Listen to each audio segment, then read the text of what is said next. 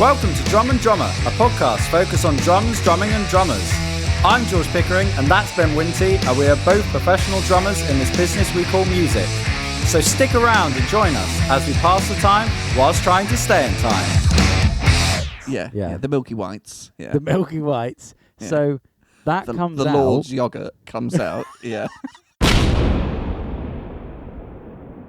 Good morning, George. Good morning. No, it's not. It's not, but whatever. Yeah. First off, I didn't die. No. Yeah, that's true. So I'm sure that will, delight a few of the listeners, maybe. Yeah. A smatter of people. Sadden a lot. Yeah. Yeah. Fuck. Still got to listen. Yeah. Pretend we like the podcast. Yeah. Yeah, I did think it. I did think, what if we ended it that episode and then you did die? You know what I mean? I'm sure you thought it as well on the edit. Yeah. Yeah. Like, what if you... But you did go private. You did go private. Yeah. So, odds are, yeah. Let's Gotta be all right. Let's chance of that. Yeah. No, you didn't die. So that's good. Do you know what? I was genuinely nervous. Yeah. Not just about death, but just about the whole thing, right? I bet. And because so much of it you don't know until you're going to do it. You don't know. For new listeners, Ben had back surgery. Yes, for some mental reason you started on this. I'm not talking about a gig where I nearly died. I had major surgery on my spine. Yeah. And very easy to see that as the apex of the journey, right? Because this all kind of started. I mean, it's a long-standing injury that's got worse and worse and worse. But the first time I properly set on this particular path, was April last year. And you see, I've had steroid injections and bits and bobs going in and out, and get to the point, right? Surgery's booked, and then it's there. That's your goal. Like that's the thing, and you're prepping for it. You have to do prepping the week before, and it's quite hard to see after the surgery. I pretty much had a clear diary. No one's booking me. So that's fine. So that was clear anyway. Yeah, good. Didn't want any work. Didn't want to. Are you taking time off work? Yes. Yeah, in a way. They did say, do you need a sick note? Yeah. Don't waste the printer ink. Don't need a sick note for 2.5 hour guitar session in the week. But you get worried, and you're like, I'm going under full sedation, anaesthetic. Like things can happen. You sign a consent form, and that's a few risks. And you look at it, it's like, I mean, it is extensive. Death is, it's up there. Retrograde ejaculation, that's on there. That sounds fun. What's that? Well, I looked it up. I looked up ejaculation. No, I'm joking. And it's basically, I think this is a great start to. This is what the people want. How was your spinal surgery? Yeah. Let me tell you about retrograde ejaculation. Please. Yeah. It's when you ejaculate, the sperm goes into your kidney or your bladder, and not into your jizz. So it's sort of like, not into your So okay, right. Let's ask what the listeners are thinking. So So when you ejaculate out your knob, it's the two things come together to make that happen. The sperm gets in the jizz, right, and then you jizz. So the jizz comes out. We're calling it jizz. We're calling it jizz. Technical the milky term. substance. Yeah. The Milky Whites. Yeah. The Milky Whites. Yeah. So that comes out. The Lord's Yoghurt comes out. Yeah. So that comes out. I shouldn't laugh. It really hurts. That's been one thing. Cracking up, and it pains me in my stomach. Anyway. So but I think, So the Lord's Milky Egg Whites comes from the Chief's egg white. Frothing from Panasia, but then the sperm doesn't go with it. It goes into the kidneys. Yeah. Sperm goes, I'm going a different way. Or the bladder, something. It's like a I'm diversion. taking the back route. Yeah. And then it gets there and goes, what? This isn't, the kidneys this are isn't an old out. sock. What's going on? Yeah. Wow. So infertility was a risk. He was like, is that bother you? I was like, God, no. No, absolutely not. No. Struggling with the cat. Yeah, if anything, it'd be great, actually, if you could make me infertile. Yeah. It's like a free vasectomy. Yeah. A free, long, painful vasectomy. Anyway, so there's lots of risk. Sorry. How did they You're still find you're still stuck on the retrograde ejaculation. actually, I love it. I think that's all fine. the listeners are also have questions. Yeah. If you've got some, send them in. drummer@gmail.com or something like that. Something like that. So how did they find out? I mean, I know you don't know. You probably don't know all these questions, but I mean, this is where your wife needs to be sat in the meeting room with the consultant, asking questions like she did about the bumhole. Because it's like, how did they find... So I'm guessing someone were maybe trying for a baby after back surgery. It wasn't happening. They're going, Doc, I think I've got maybe low sperm count. And they go, well, let's have a look. And then they go, oh, hello, it's in your kidneys, But it's like, is that how it works? Or do they just... And why? Why? Mental. I don't know. But it's a risk. Any other funny risks? I don't know. His handwriting, doctor's handwriting's quite... Yeah. I probably can get the list up, actually. Bear with me. Got all my documents. Death and paralysis, but... Well, paralysis was actually zero risk. Which one? Oh, really? Yeah. Let me see if I can find this list of... here we go. Infection. Yeah, makes sense. DVT. What's that? Deep vein thrombosis. Right, got you. So I'm wearing those like white stockings, go over your feet and up to your knees. I've got to wear them for 6 weeks. So it looks like I'm playing football every day. Might put some shin pads in just to make it look less weird. And a Michael Owen shirt. And some predators. Get some predators on. Get some grip on the carpet. Nerve root injury, sympathectomy, bladder, bowel and ureteric injury, vascular injury, implant migration, subsidence and failure, retrograde ejaculation, infertility, ongoing or worse pain, and inability to revise anteriorly. So they're covering their bases there. It's pretty much like book the band, you might get a dep. Yeah, yeah. Or four. So read the contract and don't complain when it happens. Anyway, going back to the sort of fear of death. Oh yeah. Yeah. It's that thing of what was really weird to me, and I'm sure this isn't weird to other people, but like I had sedation when I had one of my epidural steroid injections, right? And I'd seen my surgeon do this surgery or part of it on the telly. On telly, yeah. And you saw the full gambit opening up, cutting, fixing it, like actually hammering in the cage in between the spine. And you see all this, and like, I'm not going to be awake. I'm not going to see any of this. I'm not going to be aware of any of this. And I just hope I will wake up, afterwards. And it's silly because, had confidence in my surgeon and I do this shit all the time. But it's that thing of like, I did set my wife up as like a legacy contact on my phone, and I did make sure she had access to my passwords and stuff for computers and things like that.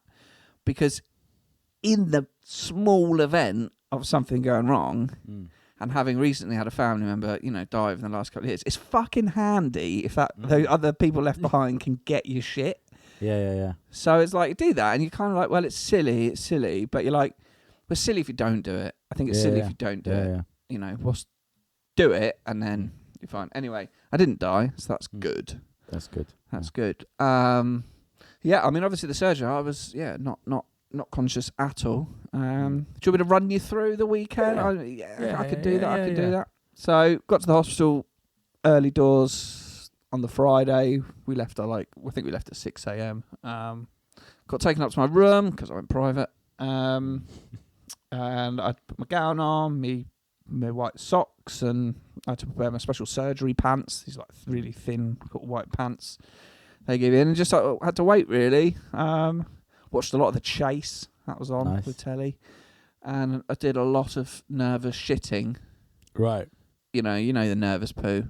You can still get up at this point, right? You're not. At this point, I'm just waiting. Yeah, I'm fully, I mean, like you weren't just in a pan going. No, you can use the toilet. For this, yeah. You don't need a personal wash yet. Yeah, go on. But obviously, I couldn't eat before with surgery either, so I was getting very hungry. Yeah, you're a man that likes his morning cereal. Yeah, if you've not got anything, like a crunchy or something, can't have that. I can't even have a crunchy. Fucking hell. Yeah. About 12:30, one of the nurses or part of the surgical team came up. We're off. Let's go. So we've had our lunch. Yeah, we've had our Let's lunch. do Yeah. Well, it was meant to be 11 a.m. and then it got you could see it was getting delayed. And I was like, I don't mind if it's delayed if it's because they're having their lunch. Yeah. Because they've done a few procedures in the morning, small ones. Like, I'd rather you. This is a 2.5, 3 hour job. Yeah. Go and get some chips in. Do something for like. Don't just go, oh, we'll crack through this, because I don't want you getting hungry by like an hour and a half in and I'll just rush this last bit. Yeah. I don't want anyone in that room to go, that'll do. Yeah. Which is what I say every time with gigs, recording work, mixing. Most things you do, yeah. That'll do. Don't give me that. Yeah. Go, brilliant. Anyway, so I walked down, went into like the little room beforehand where the anaesthetist was there. Put the old cannulas in. There's a couple of people. They like really double check what you're having done, check you're the right person, and then they gave me the old like mask. Put the little mask on. We're going to send you to sleep now, and they were just asking me about drumming, and they were like, all I can remember is, where's the nicest place you played? And I went, oh, Hungary was really nice, and then I'm out, bosh, I'm out, gone, and then all of a sudden I wake up. Yeah. And it's done. When you wake up, I've got a question. Do you have any tubes in you? Right. So I was going to get on to this. Okay. You wake up in recovery. So you're not in your room yet. You're in recovery, and they just check your blood pressure. They're always taking your blood pressure. Always taking your blood pressure. They can't move for blood pressure. Beep. Yeah. All right. Yeah. Yeah. And at some point, I got moved up to my room. I don't really remember that being transported, but when I awoke, I was conscious. I had a cannula in my left hand, which had a drip of like liquids, water and good shit, hydration, all that sort of stuff. In my right hand, I had a cannula which had morphine with a button that I could press to give myself some morphine. I've heard about them. Yeah. And the thing that weirded me out and occupied quite a lot of my mind over the whole weekend was I had a tube in the dick. Did you? Yeah, I had a catheter in, which they put in obviously while I'm asleep, and I couldn't feel anything. Right? I mean, they put anaesthetic in me so to keep the pain low, numb the dick. In that first period of recovery, and they're like, that will start to wear off in 24 hours, but you got your morphine and we'll start giving you painkillers and things like that. And so I had no idea. I could not feel this tube in my dick at all, right? And wasn't even sure they'd done it. Yeah. And you start thinking like, how the hell am I going to go to the toilet in this state? Well, this is why they put the catheter in. Yeah. And then it wasn't until later on, I think my wife looked down and go, oh, you've done a piss? And I was like, what?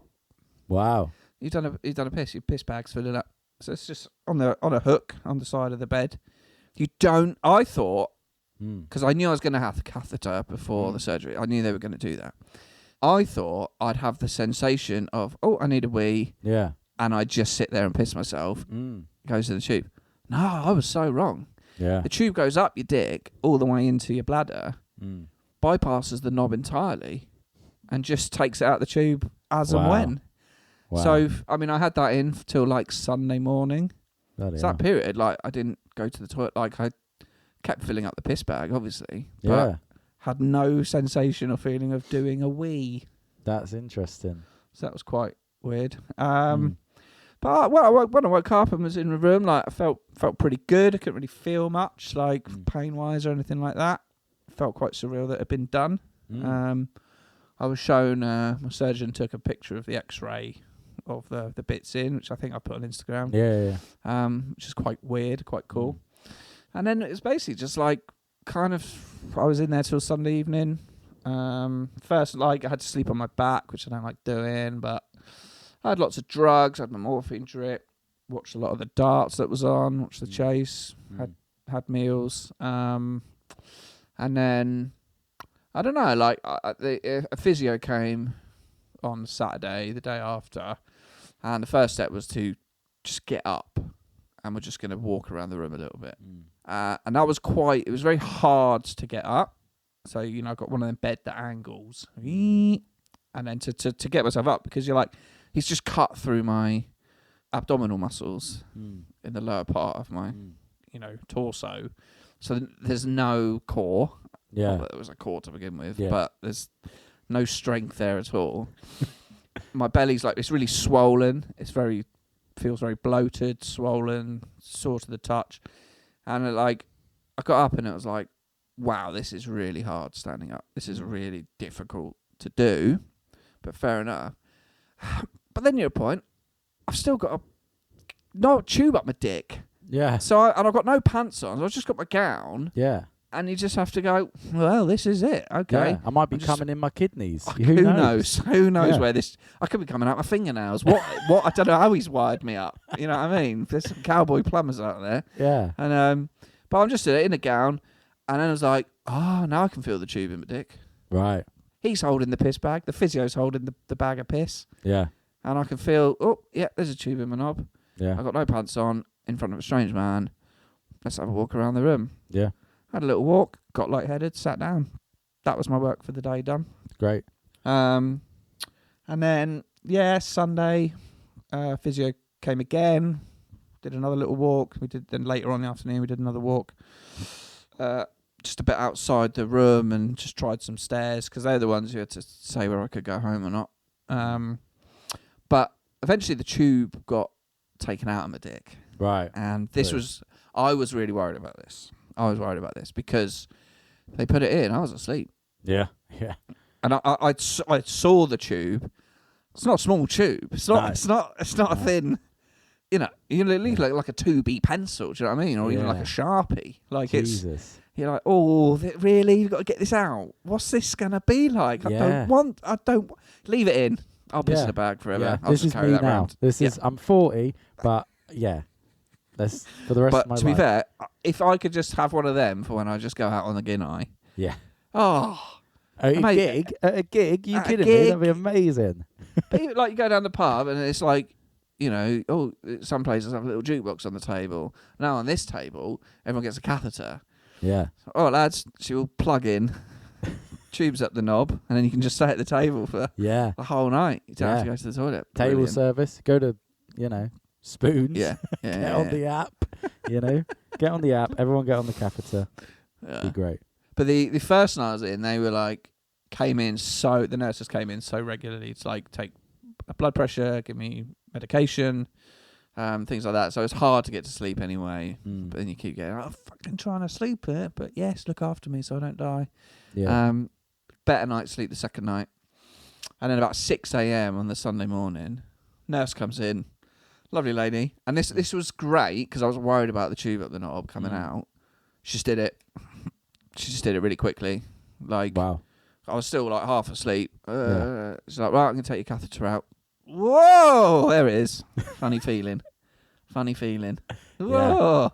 Yeah. Odd feeling. Yeah. Odd feeling. And, she's earned her money that day. Yeah. She's done well.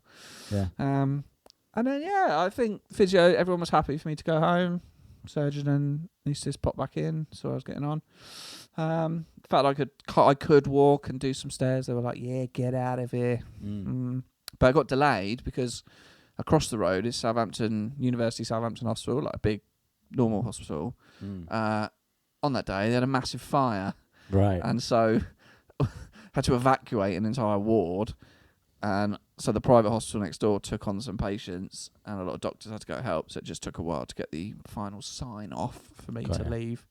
But I got my medication. I got my football socks that I've got to wear. Checklist of things to sort of do. And then, my wife took me home Sunday night. Very painful car journey. Just, because it's just like, it just hurts and things like that. And then it's basically been resting in bed since then. Really, really doing nothing. Going to the toilet, and when I get up, just have a little walk around for a few minutes, get the body moving. I've gone up and down the stairs a few times. Yeah. But So one would rested. argue you're actually more active now. Yeah, some words. Yeah, someone on my Instagram post commented, "Hope you're fit and well again soon." I said, I replied, "Liberal use of the word again." Did you see Josh Rose comment where you had a pizza and chips and he was like, "It's good to see that nutrition is key in this recovery." Yeah.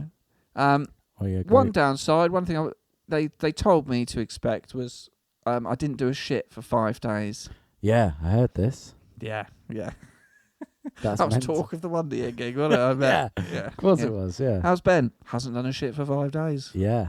Yeah. And this was tricky because very hard to, do anything really. And they say so my remits are basically for the first 2 weeks just rest and little walks around the house, take it easy. Then I could start having little walks outside just for a minute or two, build up the strength and all that sort of thing. But for 6 weeks I can't drive.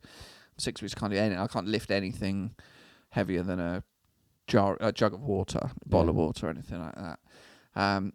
But not being able to go for a shit for 5 days, and you're eating, there's no desire in the body to take a dump. I'm not even getting close. Did they warn you of this? Yeah. Okay. Yeah. Okay. So part of the medication they gave me paracetamol, ibuprofen, codeine, and because of the codeine, they give you laxatives because they're like, this will stodge you up. So here's some laxatives to counteract that. And they also gave me some morphine, like a liquid morphine thing. If the pain gets really bad, take that, but don't have it unless you need it. Yeah. And then eventually, so I was having the laxatives twice a day, and then my wife was like, "Oh, a friend of mine said prune juice is really good, and good for making you shit. Tastes awful. Yeah. The laxatives didn't taste any better either. I just shoving loads of things in my mouth that I didn't like. Yeah. But then eventually, the shit's doth flow. But it's very, very difficult. It still is to get up and down off the toilet. Yeah, I bet. But overall, pain-wise, I've not really needed the codeine. I've not needed the morphine. Like, it's getting better each day. I'm able to now sleep through the night on my side. And the swelling's gone down. I've been shitting and pissing like normal. Great. My wound is healing nicely, I think. So just got to kind of rest and take it easy and not overdo it. Yeah. So I've done fuck all. I've done fuck all around the house. Yeah. My wife's been an absolute legend. She's done everything. Yeah. But you still can't help feel the guilt. Because I do a lot around the house. I like to contribute. We both do. But it's like, I can't lift the toilet seat up. No. Like, I can't bend down to lift that up. So, come on. Papa needs a piss. Get that toilet seat up, or just can't make... I did make lunch today, but we've had to make sure everything's accessible and not low down in places. My wife bathes me Yeah. in the shower. I stand there like a sort of prison inmate. I've heard. Hands up against the wall, Yeah. She Don't drop told the us soap. all about it. Yeah, I'm sure she did, yeah. She likes washing my bum. Yeah. Yeah. Yeah. I thought I'd let him mention that if he wants, and you did. And you did mention that. I did. So yeah, she took the week off work, so we smashed through Better Call Saul. So we got that done. We've started Breaking Bad. But I got the PlayStation 5 up in the bedroom now, so I'm just playing that all Great. day. Great. Any admin I can just do on my iPad. Yeah. So yeah, it's going well. I feel better than I thought I would. I think the recovery is not necessarily quicker, but I think I've got more ability than I maybe thought I would after a week and a bit. It's quite painful to move, get in and out of bed. Like, it's like weird. And then you're like, just completely lost the ability to use my legs. Like, get up, but that's getting stronger. So yeah. Yeah. It's all Well, good. It's what all I good, was man. saying before we started recording, which was why I was like, let's start recording because it's a good chat, is it's funny where it's like there's no expectation to do anything. I was saying, like, when it was lockdown, you're like, oh, we can't do anything now. And it's like, but should I be? Should I be doing this? Whereas if you're told by doctors, I remember Tim Key talking about it. He had a cancer scare once apparently, and he said what he liked about the appointments was he said it's so weird in a job where you're a comedian where you're going, is this the right thing to be doing? Should I be doing more social things than work, or should I be doing more work than so? But he said when you have a doctor's appointment or a thing in the diary, it's like, no, that's good. That's like, that is what I should be doing. It feels like, you know. Well, this is the to-do list. Yeah, It's exactly. to do nothing. Yeah. And it's very weird. Like the first few days, had to be very careful, and it still felt weird and painful, and I wasn't shitting and all that sort of stuff. Very conscious of it. And you get to a point where it's like things are more comfortable now. Like it's, you know, my movement is better and all that sort of stuff. I'm not in huge amounts of pain or anything. So, and you go, oh, what am I doing this week? And you look ahead and you go, nothing. Yeah. I'm literally doing nothing. And that is medical advice. That is medical instructions. Yeah. Don't do anything. Yeah. Don't do anything. So even like, oh, I could just pop in the shit. No, don't do it. No, can't take the bins out. Can't lift anything. Yep. Can't bend down. Can't. So just sit there, lie there, enjoy it, because it won't last forever, hopefully. Yeah. So yeah, it's been a very interesting experience, and hopefully one that, you know, retrograde ejaculation aside, if that happens, hopefully gives me much less pain, or removes the pain entirely from my daily life, and it should make me a little bit taller. That's good as well. Yeah. So because I needed that. 'Cause I'm a short ass. Yeah. That'd be But fun if it went too far. You get really tall. They stretch you out. You look mental.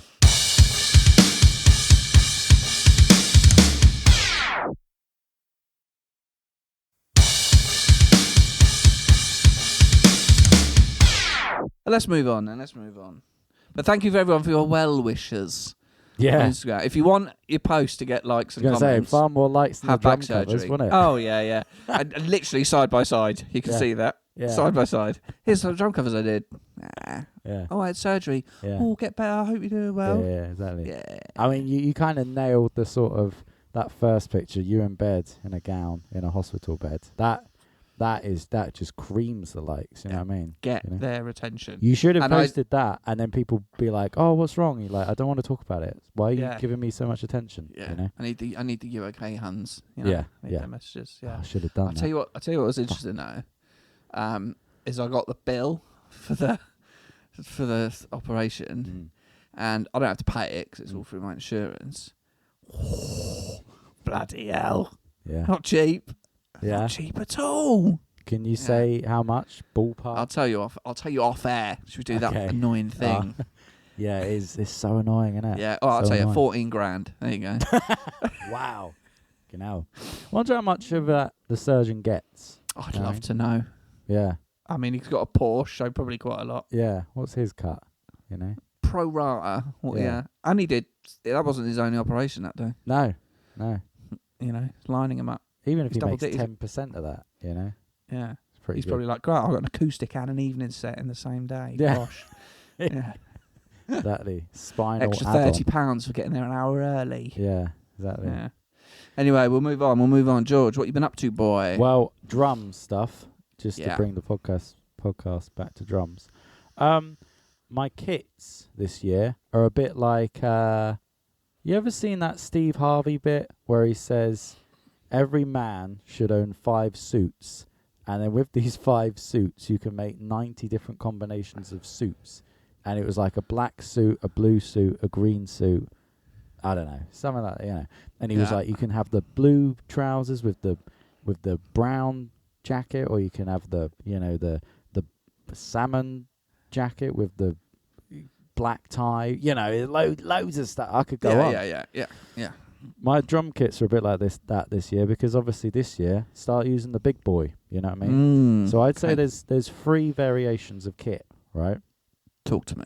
So you got, well, first of all, you got the Tama Star Classic and the Gretsch Kettle in the Club, baby. A great kettle in the club. Take me down to the great kettle in the club, baby. Big time. But then you've got 2 types of hardware. You've got the full light hardware set and the full heavy hardware set, you know? Light or heavy. And so I've gone, right, if I'm playing Molly Malone's on Saturday, Irish pub in Brighton, tiny stage, so that will lend itself to small kit, small hardware, you know. Sure. I played with Wonder Year. Oh dear, internet is unstable. Oh, we're good. Right, played with Wonder Year, your band. I went big kit, small hardware. You know what I mean? Mm-hmm. I don't need a big hardware for that. 80s gig at the Brunswick, big and big. I went big kit, big hardware. And it was, I think it was my best gig I've ever done. I think for many different reasons, and I was very proud of it. The 80s one? Yeah. So Okay. I've done this a few times. I mean, I've done the 80s gig a lot, but it seems to be every February we seem to end up playing at the Brunswick. And it always sells out, which is always exciting before you've started because you know it's going to be good. And there was a lot of new songs. Well, there's a few new medleys and things like that. You know, there's a Phil Collins medley. So I get to do that In the Air Tonight, Phil, which is fun. Lovely. But also quite nerve-wracking because it's the only... pressure. It's like a part, you know. It's the only thing, drum-wise, that people know, you know. And it's on its own. But anyway, but first of all, I got the kit set up, and it was amazing. I used my new 13-inch Natal snare, which is very like yours, you know. Might be the same, or I don't know. It's very similar. So what material is this one? I don't know, but it looks like copper. Okay. Might not be, but it looks like that. But anyway, but I got my new snare. I got all best cymbals, best kit, solid hardware. So the kit feels more solid than it's ever felt. So I'm like, that's a good starting point. Also, I think I said it last year. I felt like I just about got away with every gig I did. You know, I was like, whoa, got away with that. And no one noticed, so I never got caught out, you know. Like, there'd be a few little bits, you know, like I might mess up a bit of a song, but it would be like, on the whole, it was okay, you know. And that's me really digging down, you know. It was never like I dropped my sticks and went, I can't play it, you know. But I felt more rehearsed than I'd ever felt for a gig, you know, because that morning I ran the set. And even bits I was like, I know this. But I was like, just do it anyway. I was like, where you got to be, you know? So I felt solid, and it was, and also my technique had felt better than ever. And I think it was a good moment because it was. I remember I've said it before. That was why I went to Pat. You know, I was going in 2022. Every gig I did felt like fuck. This is bollocks, and I don't know why. Everything feels rusty. My wrist hurts. I don't feel like I'm flowing as well as I should. Whereas this gig, I felt light but powerful. I felt like I was flowing, but I was also solid. It was just like, it was. I think when you're learning drums and when you're progressing, everything's so, especially when you get to a certain level, like the little increments get smaller and smaller. So sometimes it's hard to see like, oh, that was a level up, but that gig for whatever reason, and this isn't me, you know, patting myself on the... Well, it is, but it's not meant to sound like arrogant or anything. It's more like proud. It was like, oh, fuck, that was the feeling I wanted to get, rather than finishing a gig and being like, that was all right. It was more like, no, I don't think I could have done that better. And I don't think I've ever had a gig like that. I don't think I've ever done a gig, even though there was still things that could have been better. It was like, I was just very proud of it. I was just like, fuck, that was cool. But what's exciting is it's not like an end point by any means. It's more like, okay, well that's the best I've ever played on a gig, without a doubt, in terms of everything. But then it's like, well, cool. Where'd you go from there? Do you know what I mean? It's not like, okay, now I've completed it, because obviously that would be moronic. But yeah, it was just good. It was a bit like, you know, when I've trained for runs or whatever one. You know, I did a half marathon once, and I remember I was the fittest I'd been, and I slept well, and I stretched before I did it. And I remember I just felt like I floated around the run. I was just like, oh, that was just all the work. It just made up for it. And then you have such a satisfying end result, as opposed to like trying to do a half marathon and you winging it because you haven't trained, you know. And it was just like that. It was just it's just a brilliant gig, you know. And I mean, it helped that we had the best crowd I've seen for an 80s gig, and you know, the band are obviously fantastic and blah, blah, blah. But it was like, it was almost like, okay, that's what happens if you put the work in. Like, almost like, remember how good that felt. So do it more, you know, like it's sort of, like I got this gig, Molly Malone's. At the end of the day, it is sort of just a pub gig on Saturday. But it's like, I'm going to prep for that like it's, you know, the biggest gig I've done, you know, because why not? You know what I mean? And, yeah, it's just cool. It's sort of like, right, no more winging it. Let's treat every gig, you know, without sounding cheesy. Like, okay, this is really important, you know. So yeah, it was good. It was sort of just all those little tweaks, you know, getting the kit good, you know, tuning it right, prepping on the day, you know, technique practice, all these different things, and then you're like, cool, now I'm better than I was, you know. So yeah, very, very good gig on Saturday. And the Wonder Year one was all right as well, you know. That was cool. It was you know, nice to see everyone again. But yeah, just had to share that. So if there's anything in that could be advice, you know, if you feel like there's holes in your plan, which there will be, target them, you know, and it will be nice, you know. There you go. That's all I got, boy. But, lovely. But well, let's wrap up because I shouldn't be sitting this long. Yeah. Doctor's orders. Yeah, I did see You've got to keep your podcast under 40 minutes. Yeah. Are you sure? People love it. I go, no, they don't. Okay. Thank you for the honesty. If there's one thing medical professionals are, it's honest. Absolutely. Yeah, so thank you very much for listening. Thanks for all your support. Thanks to my wife for looking after me over these last week and a bit. And she will continue to do so. drummandrummerpod@gmail.com. Get in touch. Send me and George an email. You can visit Instagram @drummandrummerpodcast and see what we're up to there via the medium of image and video. Yes. It's fun. Don't you agree? God, are you in pain now? Yeah. I noticed that you had nothing to say on my bit, but I'll let you go because... yeah, I'm grimacing slightly now. Yeah. Yeah, I need to lie down. Right. I will show you my scar before we go. Not on the after. Yeah. Yeah. Thanks for listening, guys. We'll see you next week. Goodbye. Bye. Thank you for listening to Drum and Drummer. You can find us on Instagram @drummandrummerpodcast. And you can send us an email to drummandrummerpod@gmail.com. Remember, just pick up the sticks and twat it.